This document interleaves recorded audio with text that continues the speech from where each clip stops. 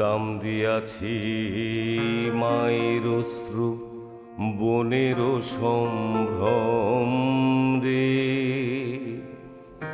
বলতে কি কেউ পারো তোমরা, সে দাম কারো কম রে। কত কুলের কুলাঙ্গনা নাম নিয়াছে বীরাঙ্গনা, দুঃখে বাংলার পদ্মা মেঘনা যমুনা যে উজান বয়। আমি দাম দিয়ে কিনেছি বাংলা, কারুর দানে পাওয়া নয়।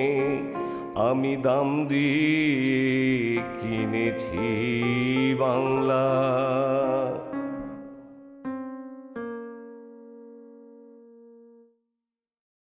পাঠ করছি শফিক হাসানের এ এমন পরিচয়।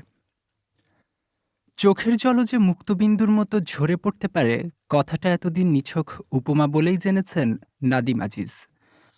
এখন নিজের চোখের সামনেই সাহেব শুভ মানুষটাকে কাঁদতে দেখে মুক্তবিন্দুকে আর কথার কথা মনে হলো না।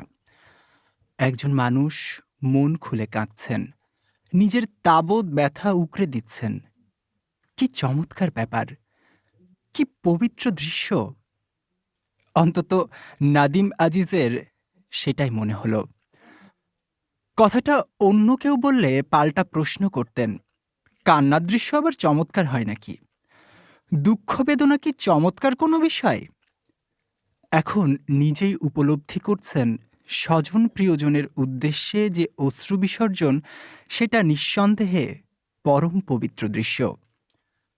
বিদেশিরা কাঁদতে জানে না, অনুভূতি ভোঁতা। এতদিনকার ভুল ধারণাও এক লহমায় ভেঙে দিলেন ডক্টর ডেভিড হোসেন। ডেভিড ভিনদেশি সাহেব হলেও বাঙালিয়ানার ছাপটুকু তার চেহারা থেকে পুরোটা মোছেনি। মুখাবয়বে গভীরভাবে তাকালে তামাটে গন্ধটা ঠিকই পাওয়া যায়। আবেগটাও কি তবে উত্তরাধিকার সূত্রে প্রাপ্ত? ডেভিড এসেছেন লস অ্যাঞ্জেলেস থেকে মায়ের খোঁজে।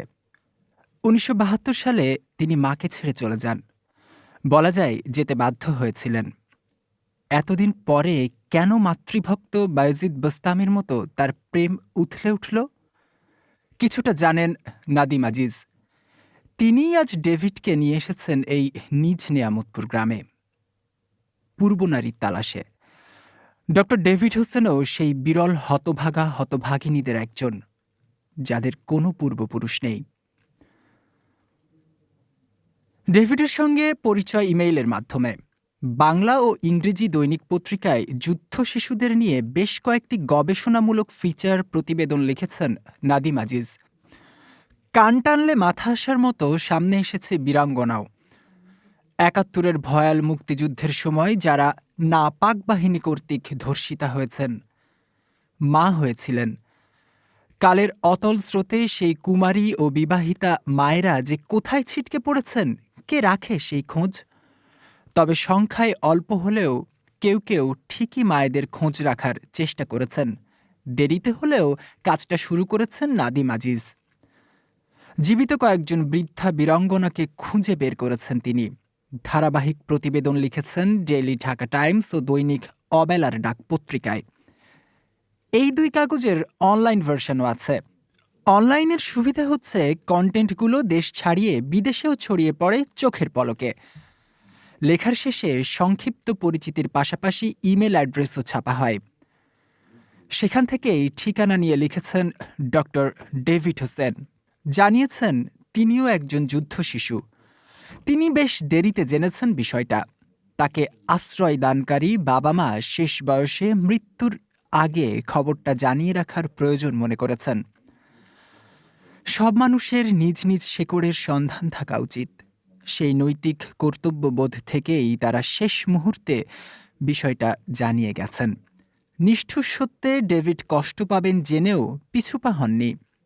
কারণ কষ্ট আনন্দ সবকিছুর ঊর্ধ্বে সত্যের অবস্থান। আর একটা কাজও সচেতনভাবে করেছেন তার বাবা মা। বাংলাদেশের স্বাধীনতা লাভের কয়েক মাস পরে যখন ডেভিডকে দত্তক নেন স্থানীয় একজনের কাছ থেকে, তার নামাংশ জুড়ে দেন ডেভিডের নামের সঙ্গে। এতে দেশের সংস্কৃতির কিছুটা অংশ জীবনভর বয়ে বেড়ানোর সুযোগ হবে। চাইলে ওর মা আছিয়া বেগমের নামটাও লাস্ট নেম হিসেবে যুক্ত করতে পারতেন, কিন্তু শেষ পর্যন্ত প্রথার বাইরে যেতে চাননি। তবে উপলব্ধি করেছিলেন প্রয়োজনে প্রথাও ভাঙা উচিত। নামের সঙ্গে হোসেন কেন, বেশ কয়েকবার এমন প্রশ্নের মুখোমুখি হয়েছিলেন ডেভিড। বাবা মাকে প্রশ্ন করলে তারা কৌশলী জবাব দিয়েছিলেন, নামটা কি শ্রুতিমধুর নয়? পৃথিবীর সব সুন্দর তোমার জন্য রেখে যেতে চাই আমরা। সম্প্রতি মা বিদায় নিয়েছেন পৃথিবী থেকে। নিঃসঙ্গতা কাটানোর জন্যই হোক কিংবা অন্য কোনো উদ্দেশ্যে, বাবা বলেছেন, যাও ডেভিড, এবার মাটি মায়ের সঙ্গে দেখা করে এসো। বাংলাদেশের আলো বাতাস নিশ্চয়ই তোমার ভালো লাগবে। ঠিক ওই সময় ঈশ্বর কিভাবে যেন নাদিম আজিজের খোঁজটা মিলিয়ে দেন। নাদিম আজিজই বাংলাদেশে আসার বিষয়ে সাহায্য করেছেন। বিস্তারিত জানিয়ে ডেভিড যখন লিখেছেন, ক্যান ইউ হেল্প মি, হাত না বাড়ানোর কোনো কারণ খুঁজে পাননি নাদিম আজিজ। তারপর নিয়ে এসেছেন এখানে, মাতৃভূমিতে। নিজ নিয়ামতপুর নিয়ে কোনো স্মৃতিই নেই ডেভিডের, থাকবেই বা কী করে? নিতান্তই শিশু বয়সেই যুক্তরাষ্ট্রের নিঃসন্তান এরিকসন দম্পতি তাকে দত্তক নিয়েছিলেন। অনূর্ধ্ব 1 বছর বয়সী ডেভিড ধীরে ধীরে বড় হয়ে উঠেছেন যুক্তরাষ্ট্রে। উচ্চশিক্ষা সম্পন্ন করে ভালো চাকরিও পেয়েছেন। জীবন চলছিল আনন্দে, স্বতঃস্ফূর্ত ছন্দে। হঠাৎ কি শোনালেন বাবা মা? পৃথিবীটা যেন টলে উঠল। টলতে টলতে যখন স্থিরতা ফিরল, ডেভিড শুরু করলেন নারীর উৎস খোঁজার অভিযান। আর একটা কেস স্টাডির সন্ধান পেয়ে উৎসাহী হয় নাদিম আজিজও। নাদিম আজিজ ডেভিডের আবেগ, অনুভূতি, কান্নাপর্ব অবলোকন করেন নীরবে। বয়সের ভারে নুজ্জ শ্মশ্রুমণ্ডিত মানুষটা বলেন, তোমরা কি সাংবাদিক? নাদিম আজিজ জবাব দেন, জি দাদা। তাইলে ওই বাবজান কান্দে কেন? সাংবাদিকের কাম তো কান্নাকাটি করা না। আগেও কজন সাংবাদিক আইছিল এখানে, তাগো একজনও কান্দে নাই। তাই তারা অনেক কথা জিগাইয়া কি জান লিখে, টেলিভিশনে কি জানি দেখায়, আমারে কখনো দেয় নাই। নাদিম আজিজ বিষয়টা গোপন রাখার প্রয়োজন মনে করেন না। ডেভিডকে দেখিয়ে বলেন, উনি আছিয়া মায়ের ছেলে, আমেরিকা থেকে এসেছেন মায়ের খোঁজে। হতভম্ব বৃদ্ধ কিছু সময় পালা করে দুজনের দিকেই তাকান, তারপর দৌড়ে গিয়ে জাপটে ধরেন ডেভিডকে। বাবজান, তুমি আইসো? আমি আমি কত খুঁজছিলাম তোমারে, জীবনে তোমার দেখা পাবো ভাবি নাই। তুমি আর যাইও না, এইখানে থাইকা যাও, আমগো লগে ডাল ভাত খাইয়া বাঁচতে পারবা না? বৃদ্ধের গণ্ডদেশ ভেসে যায় অশ্রু জলে। টপ টপ করে কিছু মুক্তদানা দাড়ি ছোঁয়। এটাও আরেক মনোমুগ্ধকর দৃশ্য। নাদিম আজিজের চোখে পলক পড়ে না। কিছুক্ষণ পর ভেতর থেকে ঘোমটা টানা বউগোছের একজন 3টা কাঠের চেয়ার এনে রাখেন উঠানে, সাজিয়ে দিয়ে নীরবে চলে যায়। ধাতস্থ হয়ে বৃদ্ধ বলেন, বসো বাবারা, একটু চা পানি খাও। ডেভিড কান্নার দাগটা ধরে রেখে চেয়ারে এসে বসেন। দেখা দেখি নাদিম আজিজও। বৃদ্ধ ডেভিডের চোখে চোখ রেখে বলেন, বাংলা বুঝো তো বাবজান? আমি আবার তোমাগো আংরেজি ভাষা জানি না। নাদিম আজিজ আশ্বস্ত করে বলেন, আপনি বলতে পারেন, আমি ওকে বুঝিয়ে বলবো। ডেভিড বলেন, I know a little Bengali. I can understand some of what you are saying. দুঃখের কথা আর কি কমু বাবজান, আসিয়া ছিল আমার জ্যাঠাতো ভাইয়ের মেয়ে। ওই ঘরটা ছিল তাগো। হাত উঁচিয়ে একটা টিনের ঘর দেখান বৃদ্ধ। দুজনের দৃষ্টি নিবন্ধ হয় সেখানে। ঘরটির সামনে দুটি বাচ্চা খেলছে। কিছুটা দূরে দেখা যাচ্ছে কুমড়ো মাচা, হলুদ ফুল এসেছে সেখানে। দৃষ্টি ফিরিয়ে বৃদ্ধ আবার বলেন, যুদ্ধের সময় আমাগো এই গ্যারামেই তবারক রাজাকার আসিয়ারে পাকিস্তানি আর্মিগো ক্যাম্পে নিয়ে যায়। ওই পশুগুলা মারাত্মক অত্যাচার করছে তারে। বাইসা প্যাডে আউনের পর আসিয়া পাগল হইয়া যায়, বাড়ির থাকতে পারতো না। সুযোগ পাইলেই রাস্তাঘাটে বাইর হইয়া যাইতো। নিজেই চিক্কুর পায়রা কইতো, জয় বাংলা, জয় বাংলা।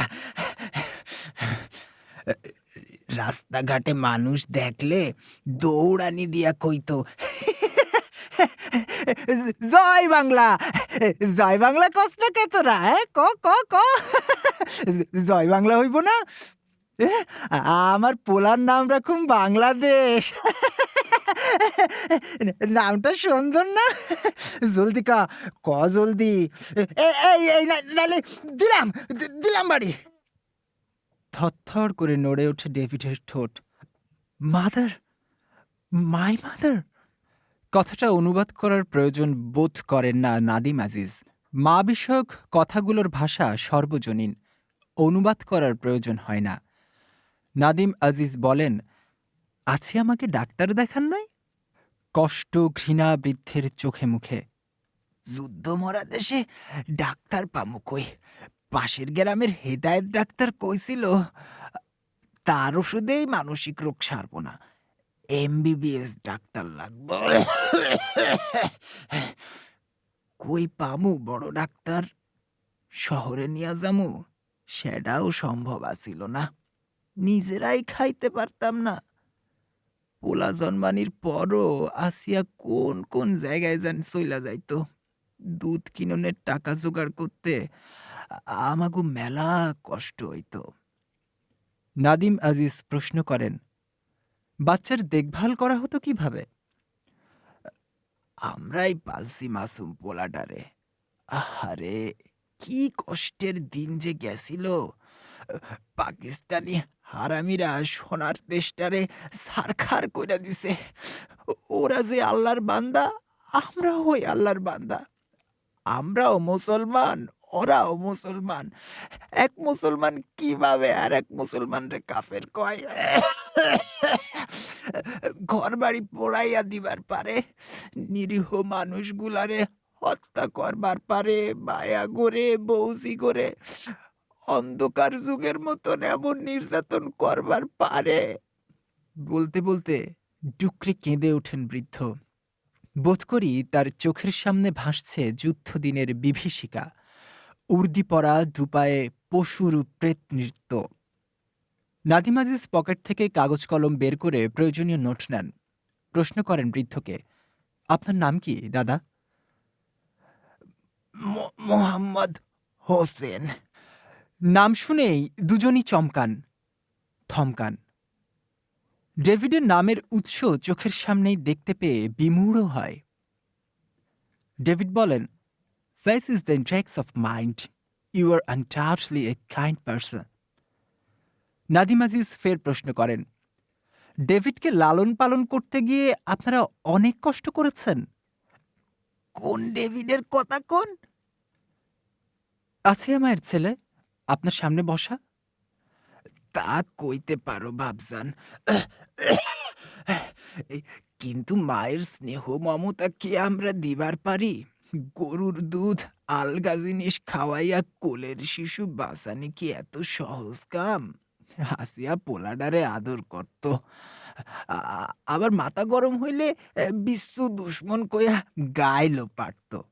পোলারে দুধ খাওয়ানোর দিকে মনোযোগ আসিল না, মাঝে মধ্যে উদা হইয়া যাইত। আমরা আশপাশে 10 গ্রাম খুঁজা আসিয়ারে পাইতাম না। ও তখন মুক্তিবাহিনী খুঁজতো, জাগরে নিয়া দেশ স্বাধীন করব। দেলোয়ার কমান্ডারের বাড়িত গিয়াও বইয়া থাকতো, পরিকল্পনা করত কিভাবে পাকিস্তানি কুত্তাগুলানরে মারবো। আ, আমরা তারে বুঝানির চেষ্টা করতাম, কুত্তাগুলো ল্যাজ গুটাইয়া ভাগছে, দেশ স্বাধীন হইছে। এই স্বাধীন দেশে আর কোনো ভয় ডর নাই। শেখের বেটা আসলেই বাপের বেটা, কইছে জয় বাংলা আনবো, ঠিকই জয় বাংলা আসছে। শেখ সাহেবকে সরাসরি দেখেছেন আপনি? না, তয় রেডিওতে ভাষণ শুনছি। এবারের সংগ্রাম মুক্তির সংগ্রাম। এবারের সংগ্রাম আমাদের স্বাধীনতার সংগ্রাম। রক্ত যখন দিয়েছি, রক্ত আরো দেব।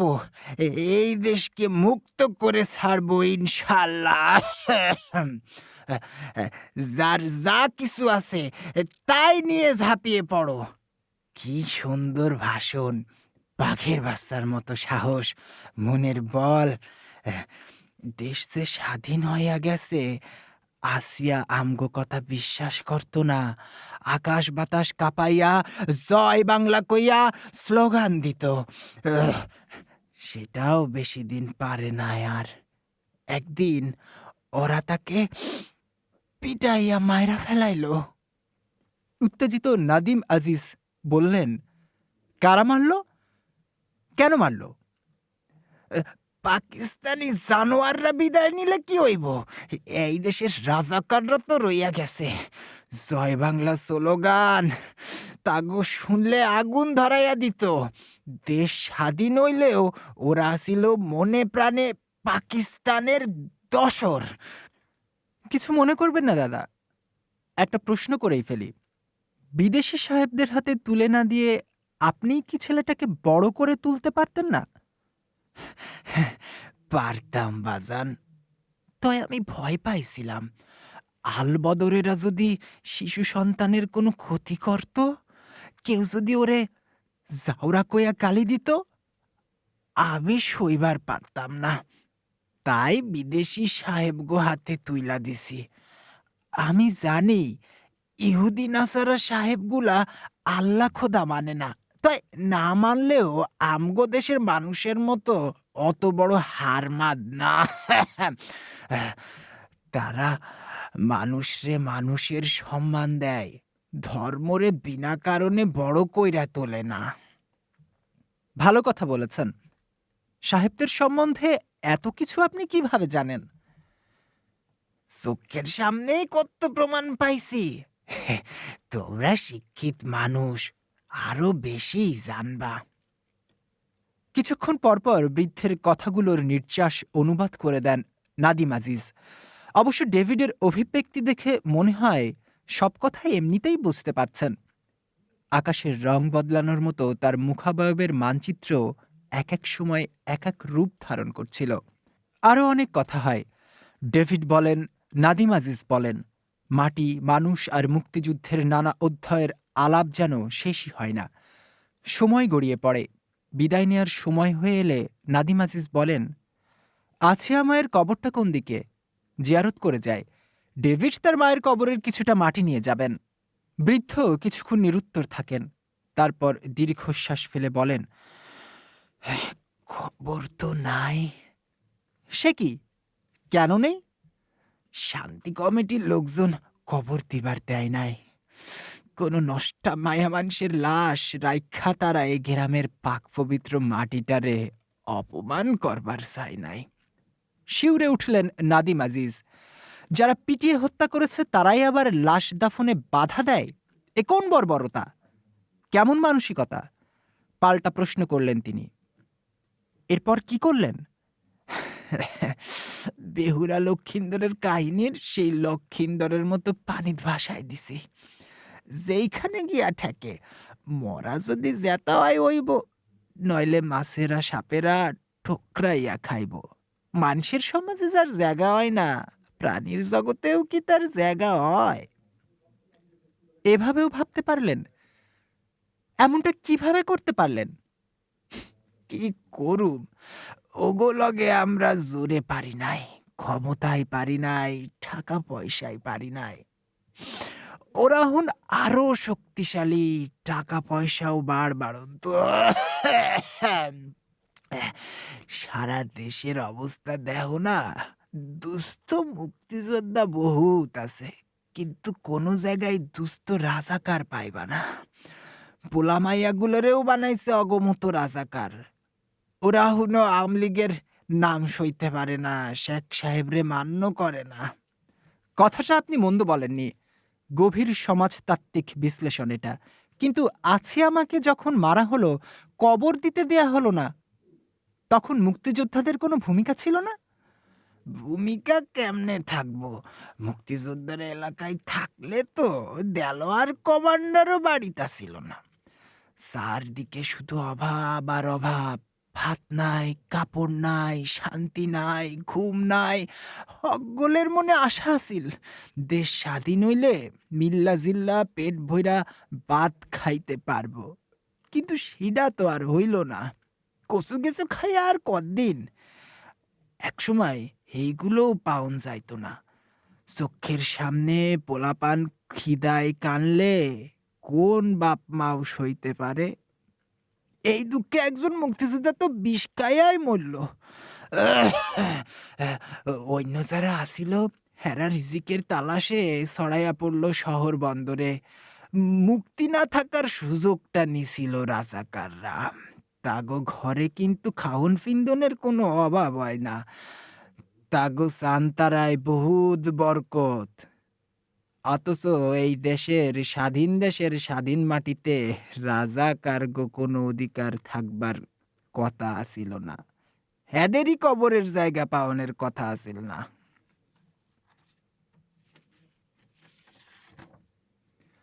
ফের অখণ্ড নীরবতা নেমে আসে। কোথাও যেন আছড়ে পড়ে ভারী একটা পাথর। এই নীরবতা আরো কলুষিত হতে থাকলে ঘরে বাইরে সবাইকে চমকে দিয়ে ডুকরে কেঁদে ওঠেন David Hossain. Please don't say anything more, I can't stand it. একদিনে ডেভিড আরও কিছু বাংলা শিখে ফেলেছেন, কাজ চালানোর মতো। দুজনে মিলে দর্শনীয় কয়েকটি জায়গায় ঘুরেছেন। জাতীয় জাদুঘর, রায়ের বাজার বদ্ধভূমি, বুদ্ধিজীবী স্মৃতিসৌধ, জাতীয় স্মৃতিসৌধ, মুক্তিযুদ্ধ জাদুঘর সহ এমন কয়েকটি প্রতিষ্ঠান ও স্থাপনা ঘুরে ফিরে দেখেছেন। মানুষের ছোটখাটো আলাপচারিতায় অংশ নিয়েছেন ডেভিড, ভাষা প্রশিক্ষণ প্রক্রিয়ার মক্ষ হিসেবে। অবশ্য মায়ের দেশে আসার আগেই তিনি বাংলায় হাতেখড়ি নিয়েছিলেন। অল্প অল্প বলতে পারেন, বুঝতেনও কিছুটা। ইউটিউবে কি এক টিউটোরিয়ালে শুঁটকির সন্ধান পেয়েছেন ডেভিড। তিনি কখনো শুঁটকির স্বাদ চেখে দেখার সুযোগ পাননি জানানোর পর দুপুরে শুঁটকি রান্নাকে জরুরি মনে করেছেন নাদিম আজিজ। বরাবরই রান্না করাটাকে উপভোগ করেন তিনি। আজ আলু ও বেগুন সহযোগে শুঁটকির রন্ধন প্রক্রিয়াটাকেও তাড়িয়ে তাড়িয়ে উপভোগ করছিলেন। পাশে দাঁড়িয়ে তাকে সঙ্গ দিচ্ছেন ডেভিড। টুকিটাকি গল্প চলছিল। হঠাৎ প্রসঙ্গ পাল্টে ডেভিড বলেন, শুনেছি এই দেশের মেয়েরা খুঁড়িতে বুড়ি আর ছেলেরা ৩০-এর আগেই ২-৩ সন্তানের জনক হয়ে যায়। তুমি বিবাহ কার্যটা সারতে পারোনি, নাকি বউ ছেড়ে গেছে? তরকারির নুন চাখতে চাখতে নাদিম আজিজ বললেন, প্রথমটাই ঠিক, শেষ পর্যন্ত বিয়েটা করে উঠতে পারিনি। এই ভালো আছি, স্বাধীন দেশে ততোধিক স্বাধীন জীবন। জীবনে একবারই পাত্রী দেখেছিলেন নাদিম আজিজ। সেখানকার অস্বস্তিকর অভিজ্ঞতা তাকে দ্বিতীয়বার বেলতলায় যেতে দেয়নি। বাবাও বাবার এক বন্ধুসহ পাত্রী দেখতে গিয়েছিলেন। ড্রয়িং রুমে বসানো হয়েছিল তাদের। ভেতর থেকে পাত্রীর মা কিংবা অন্য কোনো একজন বলছেন, পাকিস্তানি লেহেঙ্গাটা পরো না, এতগুলো টাকায় কিনলে। তারা আস্তে আস্তে বললেও ঘরের ভেতরে কথাগুলো চাপা থাকেনি। পাত্রী বিরক্তি সহকারে জবাব দিলেন, ওদের চেহারা সুরত বেশভূষা সুবিধের মনে হয়নি, লেহেঙ্গা পরব না। কানাঘুষা শেষে পাত্রী এলেন সামনে, পরনে 3 পিস, ওড়নায় মাথা ঢাকা। প্রথমাফিক লজ্জাবনত মুখে সবাইকে সালাম দিলেন তিনি। চোরা চোখে তাকালেন নাদিম আজিজের দিকে। বাবা আলাপের সূচনা করিয়ে দেওয়ার পর নাদিম আজিজ প্রথার বাইরে গিয়ে প্রশ্ন করলেন পাত্রীকে, ফার্মের মুরগি পছন্দ নাকি পাকিস্তানিটা? পাত্রী অবাক হলেও সামলে নিলেন নিজেকে। পাকিস্তানি মুরগি পছন্দ করি, মাথার উপরের ফ্যানটাও পাকিস্তানি। কিন্তু এসব কথা জিজ্ঞেস করছেন কেন? পাকিস্তানি লেহেঙ্গা না পরেই চলে এলেন, তাই জানতে মন চাইল। লেহেঙ্গা পরে আসতে হবে? পাকিস্তানি লেহেঙ্গা আমার মোট 3টা আছে। না, দরকার নেই। ক্রিকেটেও নিশ্চয়ই পাকিস্তানি দলকে সমর্থন করেন? তা তো করবই। আমাদের টাইগার নামের বিলাইগুলার চেয়ে ওরা অনেক ভালো খেলে। কি খেলে না? আপনি দেখছি আমার সম্বন্ধে ভালোভাবেই খোঁজ খবর নিয়ে এসেছেন। ঠিক তা নয়, দুয়ে দুয়ে 4 মিলিয়ে নিচ্ছি। আচ্ছা, মেলান। আর কিছু জানতে চান? হ্যাঁ, হুমায়ুন আজাদের নাম শুনেছেন? না, চিনি না তাকে। হুমায়ুন আহমেদের বই পড়েছি, নাটকও দেখেছি। বাংলাদেশেরই লেখক। হুমায়ুন আজাদের জনপ্রিয় একটা প্রবচন আছে, পাকিস্তানিদের আমি অবিশ্বাস করি, যখন তারা গোলাপ নিয়ে আসে তখনও। কিন্তু আমি তো পাকিস্তানিদের অবিশ্বাস করি না। ওদের খেলাধুলা, পোশাক আশাক সবই চমৎকার, আমার ভালো লাগে। পাত্রীর সঙ্গে নাদিম আজিজের এমন বাতচিত সহজভাবে নিতে পারলেন না বাবা। বিরক্তি দেখিয়ে বললেন, সব কথা কি তোমরাই বলবে? আমাদের বলার সুযোগ দেবে না? আর এই যে লিসা মনিমা, তুমি কি আমাদের সঙ্গে কথা বলতে অনিচ্ছুক? না না, তা কেন আঙ্কেল? কথা বলার জন্যই তো আপনারা এসেছেন। আমিও এলাম আপনাদের সামনে। দোষ একটাই, পাকিস্তানি লেহেঙ্গাটা পরে আসিনি। উঠে দাঁড়ালেন নাদিম আজিজ। পেয়ারের পাকিস্তানির সঙ্গে তোমরাই কথা বলো বাবা, পাকিস্তানি পেয়ালাই চা খাও। আমি গেলাম, জরুরি কাজ আছে। কাউকে কিছু বলার সুযোগ না দিয়েই বেরিয়ে আসেন নাদিম আজিজ। সম্ভাব্য পাত্রী অবিশ্বাস ভরা দৃষ্টিতে তাকিয়ে দেখেন তার গমনের পথের দিকে। বুঝতে পারেন না কি তার অপরাধ। পাকিস্তানি লেহেঙ্গা পরে না আসাটা কি এত বড় সমস্যার সৃষ্টি করতে পারে? বাবা বিড়বিড় করে বন্ধুকে বলেন, এখনকার ছেলেপেলের মতিগতি বুঝি নে বাপু। বাবার বন্ধু বলেন, তোমার ছেলে খাঁটি দেশপ্রেমিক, ও সাদা কাগজের মতো স্বচ্ছ, আমার বুঝতে সমস্যা হয় না। নাদিম আজিজ বিদায় নিলেও ঠিকই বুঝতে পারেন বাবা আজ স্বস্তিতে চা খেতে পারবেন না। পাত্রীপক্ষ তার এভাবে চলে আসাটা ভালো চোখে দেখবে না। বাবা নিজেও নাদিম আজিজের মতোই দেশপ্রেমের প্রশ্নে অবিচল। কিন্তু তাই বলে বাইরে তিনি বড় কোনো প্রতিক্রিয়া দেখান না। অবশ্য এবারই প্রথম নয়, বরাবরই নাদিম আজিজের সবকিছুতেই পাকিস্তান বিরোধিতা তীব্র। যখন থেকে তিনি মুক্তিযুদ্ধের ইতিহাস নিয়ে ঘাঁটাঘাঁটি শুরু করেছিলেন, তখন থেকেই এটা দুর্মর হয়ে উঠেছে দিনকে দিন। বাজার করতে গিয়ে একবার পাকিস্তানি মুরগির খাঁচায় আগুন দিয়ে দিয়েছিলেন, পরে জরিমানা দিয়েই ছাড়া পেয়ে আসতে হয়েছিল। এরপর বিয়ের জন্য বাবা চাপাচাপি করেননি। নাদিম আজিজও ভুলে থেকেছেন বিষয়টা। মেতেছিলেন মুক্তিযুদ্ধ বিষয়ক গবেষণা ও নানাবিধ পড়াশোনার গভীরে। নিজের বিয়ে না হওয়ার নেপথ্য গল্পটা শুনিয়ে নাদিম আজিজ তীর্যক ভঙ্গিতে বললেন, তা তুমি বিয়ে করলে না কেন ডেভিড মিয়া? আমার গার্লফ্রেন্ড আছে, ওর নাম জেনিফার। ও, ভুলেই তো গিয়েছিলাম, তোমাদের গার্লফ্রেন্ডগুলো বিকল্প বউ। আমরা অবশ্য এতটা উদার ও আধুনিক হতে পারিনি।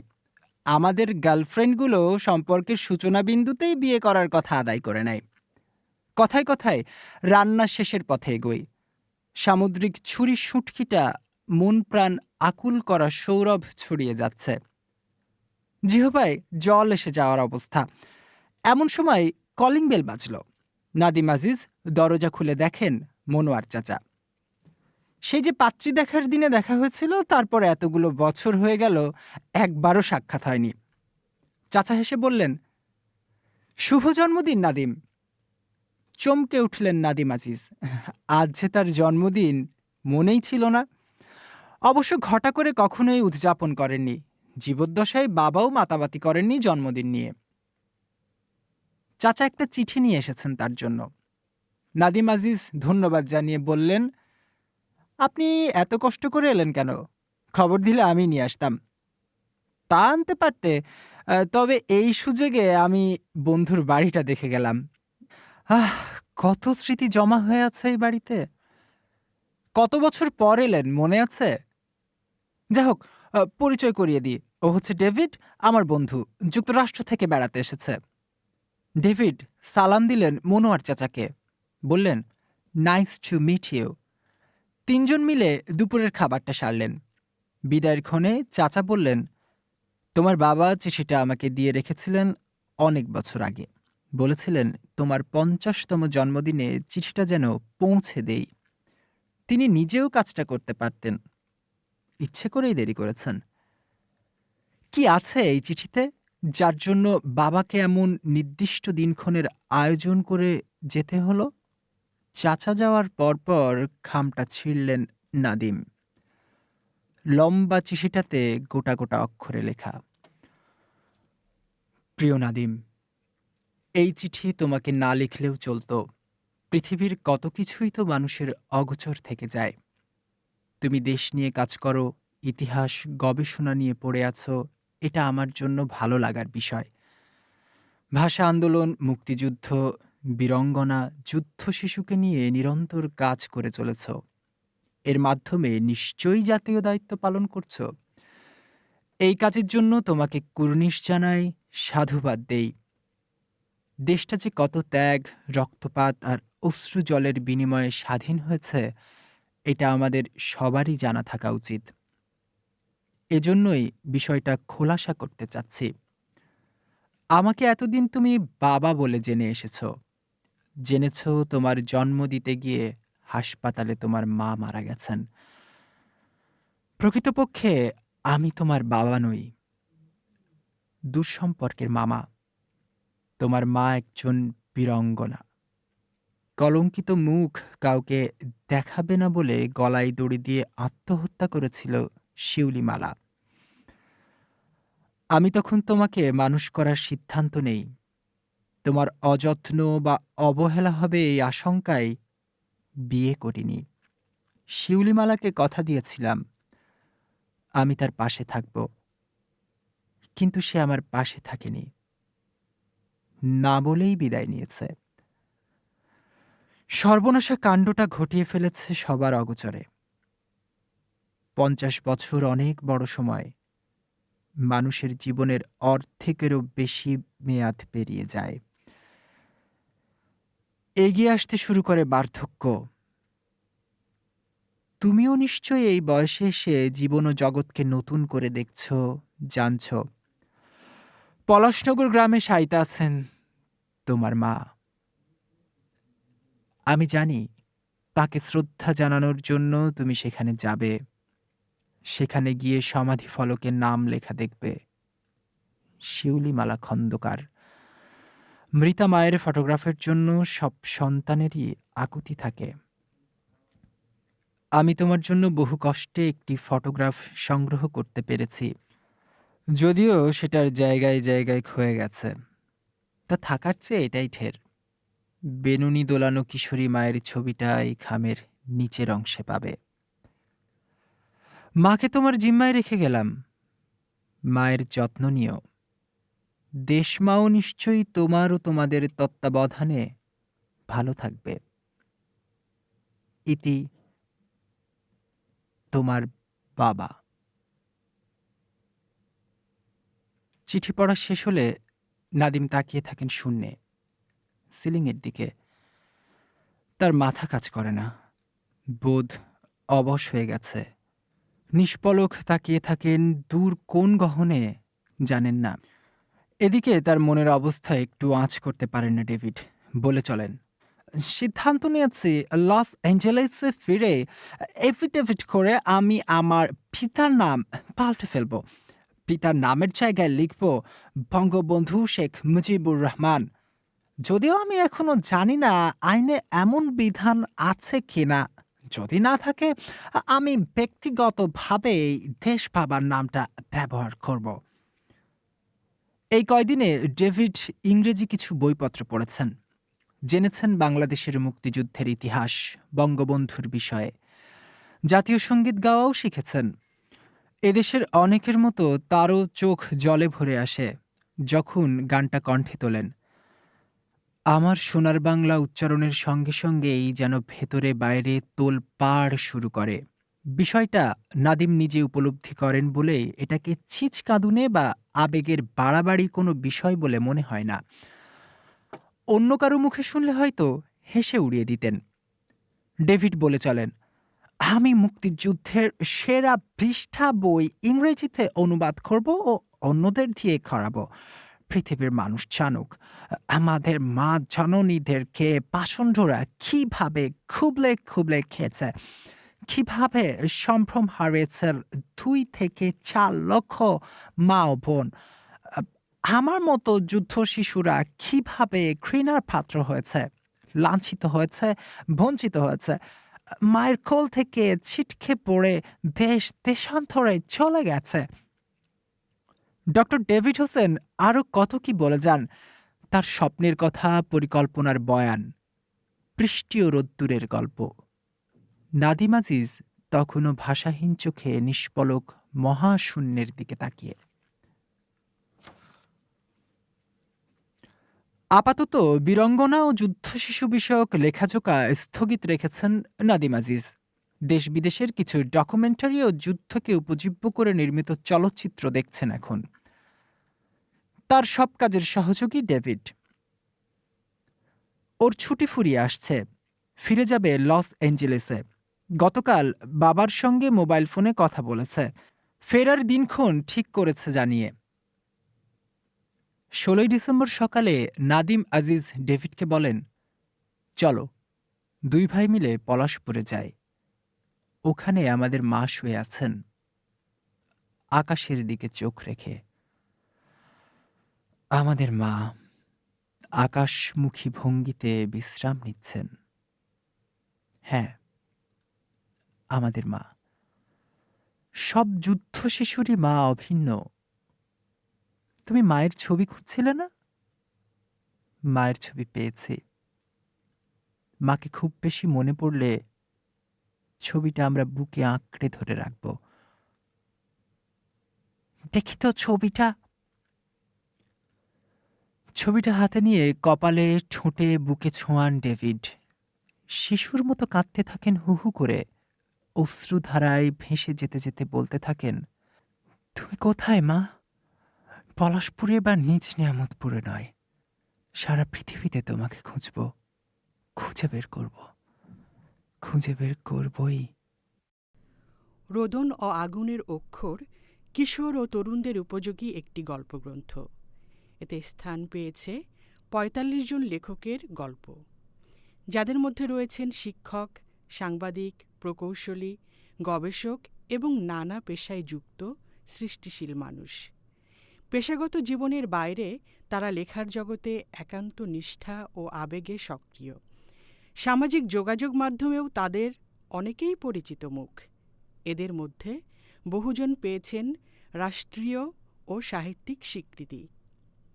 এই গ্রন্থ ৭১-এর মহান মুক্তিযুদ্ধের সময়কার এক নীরব আর্তনাদের দলিল, যা বছরের পর বছর উপেক্ষিত থেকেছে।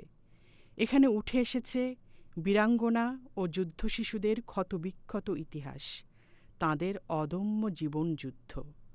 গল্পগুলো এমনভাবে রচিত যে প্রতিটি কিশোর ও তরুণ পাঠক এই অপরাজিত নারীদের মর্মবেদনা ও আমৃত্যু সংগ্রামের সাহস তাদের হৃদয়ে উপলব্ধি করতে সক্ষম হবে।